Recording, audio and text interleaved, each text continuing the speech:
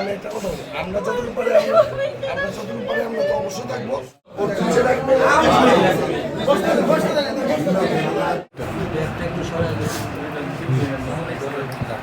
আনোয়ার ভাই ছিল আমাদের নিজের একটা হৃদয়ের মানুষ। উনি দলের জন্য উনি অনেক ত্যাগ স্বীকার করেছে। উনি বেশ কয়েকবার জেলেও গিয়েছে, কিন্তু উনি দলকে কখনো ছেড়ে যায়নি। এরকম অবস্থা চলে গেছিলো, উনি দলের জন্য এই ছোট মেয়েটার জন্য কিছু গয়না কিনেছিল মা, ওই গয়নাটা বিক্রি করে ওর নির্বাচনের জন্য ওরা একসাথে নির্বাচনের জন্য ব্যয় করতেছিল।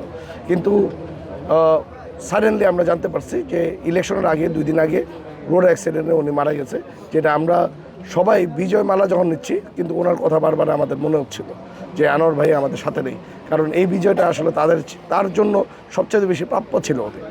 যাক, আল্লাহ ওনাকে বেহেশত নসিব করুক।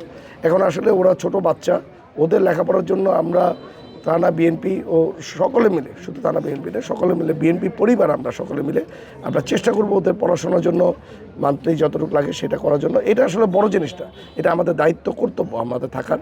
ইভেন আমরা চেষ্টা করছি ওর যদি কিছু ঋণ টিন থাকে, ঋণের জন্য কিছুটা আমরা করার জন্য।